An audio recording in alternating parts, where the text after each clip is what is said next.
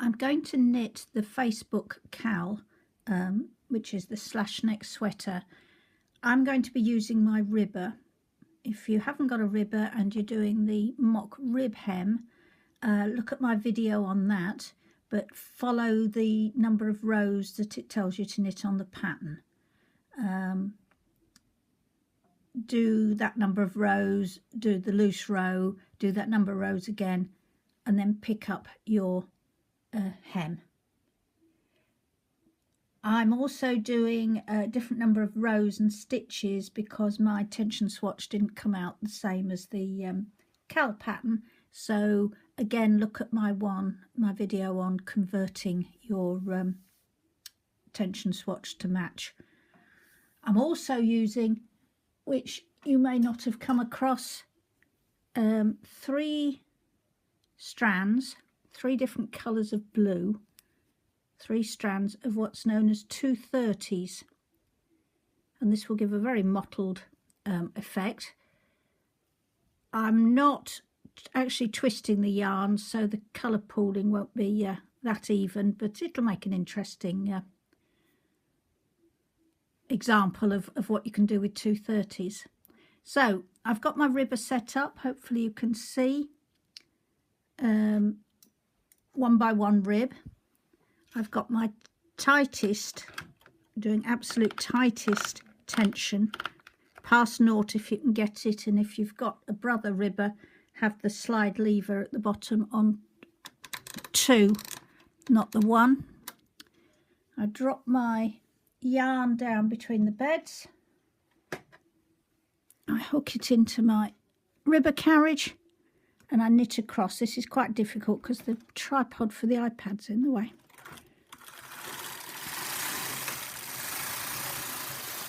I knit across, and as you can probably see, it's not picked up all the strands, which is fine. That's what can sometimes happen. So I'm going to pick all those up and I'll come back.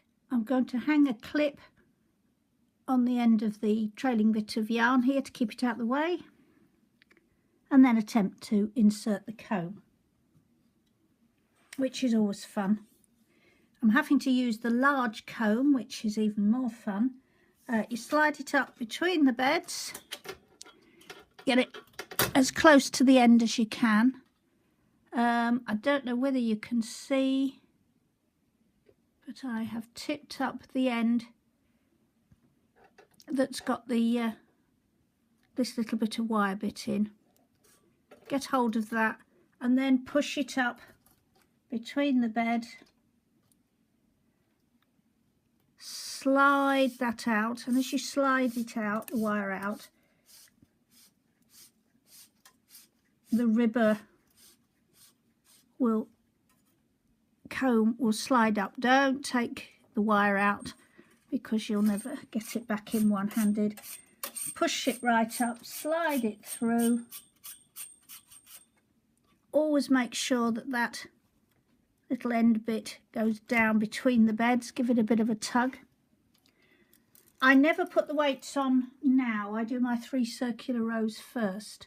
Depending on what machine you have, you need to set your ribber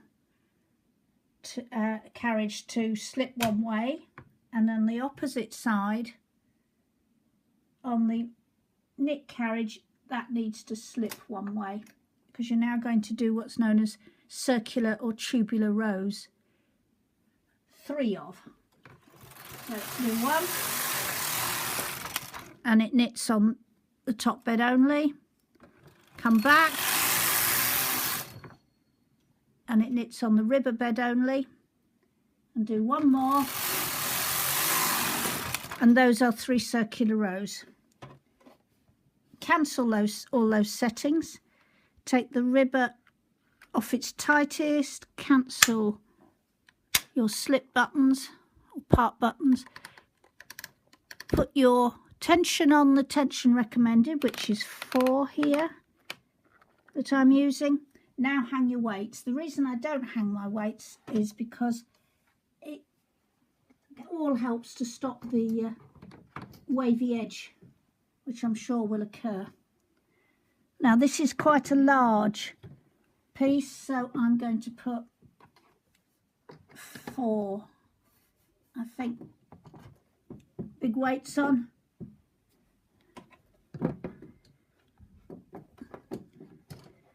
And then the pattern says, if I can find it, arrange, knit 3 circular rows, which I've done, cancelled everything, put the row counter at 0, tension dial it's at 4/4, which I am using, and for the size I'm doing, knit to row 34. So hopefully it doesn't all fall off now. On your first couple of rows, give the weights a bit of a tug down to make sure that the ribber comb isn't stuck. Tug down, tug down. I'll knit those 34 rows and come back. I've knitted 34 rows. I'm now ready to transfer up to the main bed. What I find the easiest and quickest is if you take your ruler and push all the ribbon needles up to forward working position. It just makes it easier. And then you transfer to the empty needles on the main bed.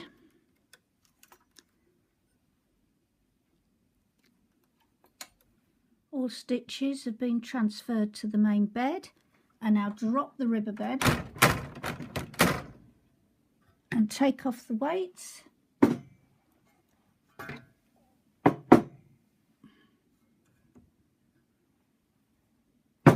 Remove my little yarn clip.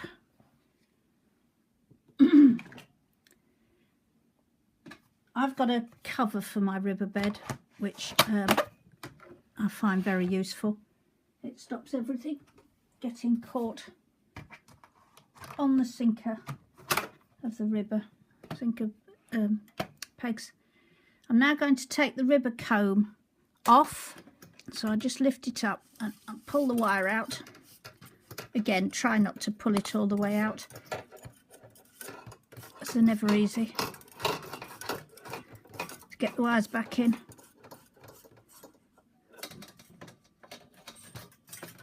Slide it back in.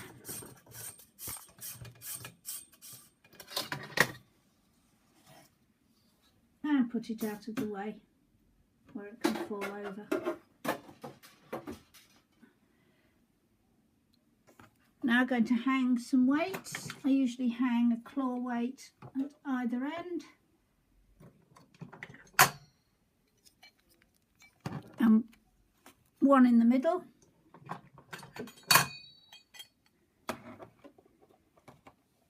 And then I check my pattern again, and I know I want the tension to go up to 7. And remember to swap sinker plates. Can't stress enough to make sure that your sinker plate is on properly and that you have the yarn in the feeder properly and that you've remembered to shut the gate, because the last thing you want is this all to fall on the floor now. I now knit according to the instructions and my alterations to row 131. So remember to put your row counter back to 0 and knit to row, in my case it's row 131, but obviously follow the size you're doing.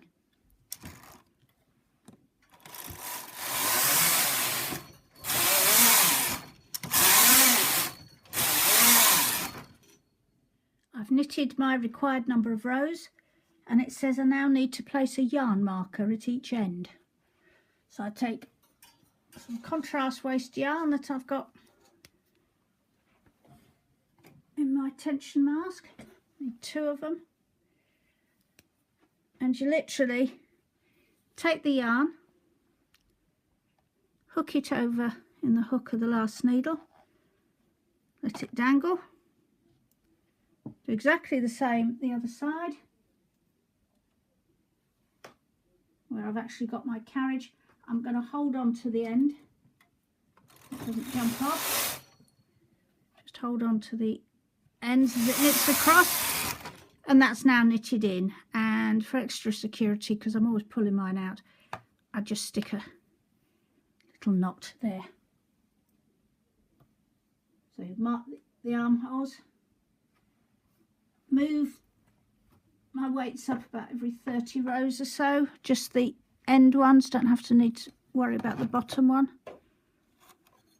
Stick those two down on the ribber, and I now need to knit, trying to find it, place a yarn marker, set the row counter to 0 on my instructions, and I now knit on to the next size. In my case it's 90 rows, so I'll come back when I've done the 90. Pick up row. I've used a main tension of 7, so that means I need to knit a row at main tension, at tension 10. So I'll knit that row.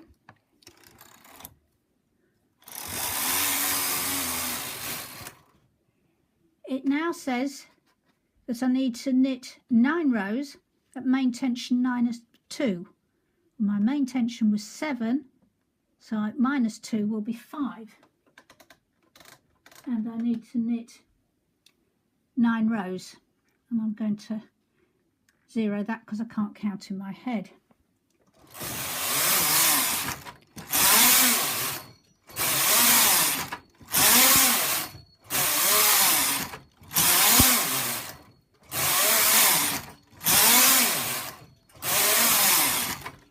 Knitted those 9 rows. It now says main tension +2, so 7 + 2 is 9. I'm so glad I'm able to add up those small numbers. I knit a row at tension 9, and I now need to knit 9 rows at main tension -2, which is 7 - 2 is 5. I find it easiest to actually write all these instructions on the sheet, the numbers, so I don't have to work it out as I go along. So another 9 rows.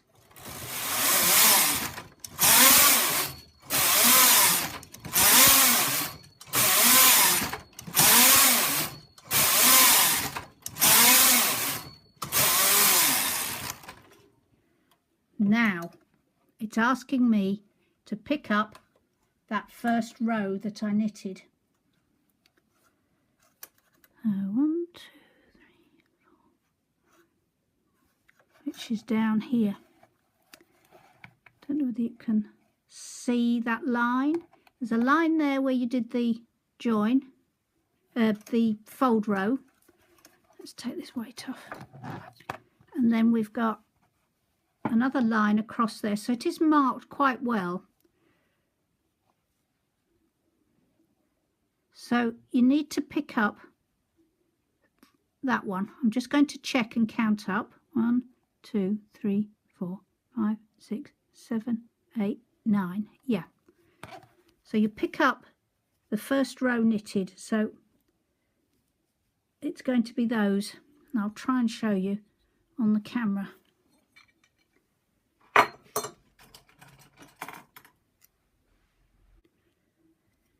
You now have to pick up the stitches from the first row that you marked. Now, as you can see, it is actually quite clear that you can see there's the middle row, fold row, and there's that row. So you need to pick up the first row, and you remember you're picking up smiles, not frowns. So it's that one. I've brought the needles out so you can actually see it a bit better. Normally to be further back. So hopefully you can see the ones that I'm picking up here.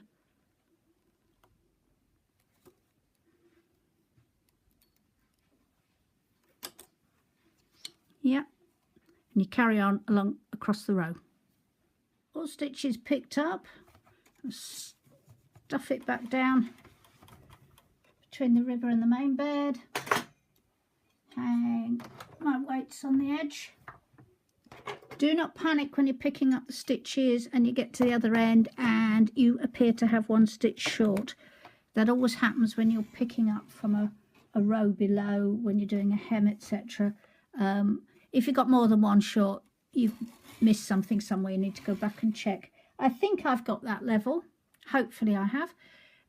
We've picked up the stitches, first smart row, and then the instructions say main tension, which is 7, knit 2 rows. I've brought all the needles out to hold, as I do when I'm picking up, just to help it knit properly, as there's 2 needles on now. So we knit 2 rows,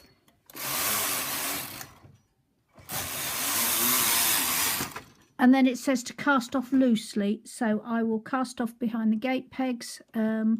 That's on a video I've already done on casting on and casting off, if you're not too sure about that.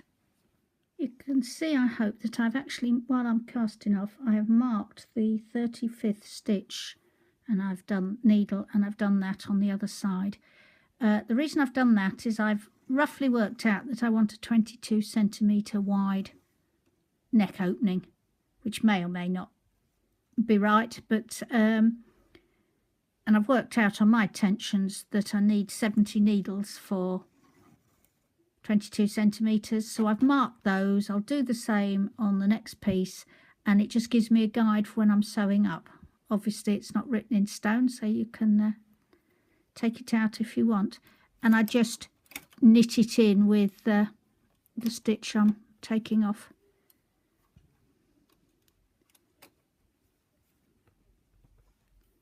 So it's there. Again, maybe put a knot in the end of that, because they have a tendency to fall out, and then you don't know what you're attaching to what. As you can see, I've cast off behind the gate pegs. It's still actually hanging on the gate pegs, so just take it off, and hopefully there is the knitted back and the hem at the top.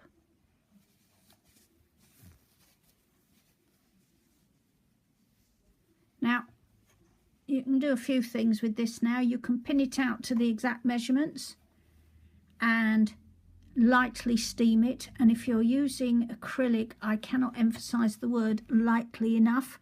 You don't want to kill it, which means to make it go all limp, which is great if you're doing a shawl and you want it to drape, but you don't really want it for a jumper.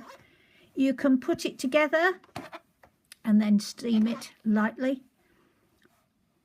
or you can just wash it and wear it. But you now go on and you knit another piece exactly the same. One thing I do when I take it off the machine is give it a good tug lengthwise, just to close up the stitches, because it's been stretched quite widely on the machine. You may want to the hem at the top has got a tendency to curl that way, so you might want to steam that flat again lightly.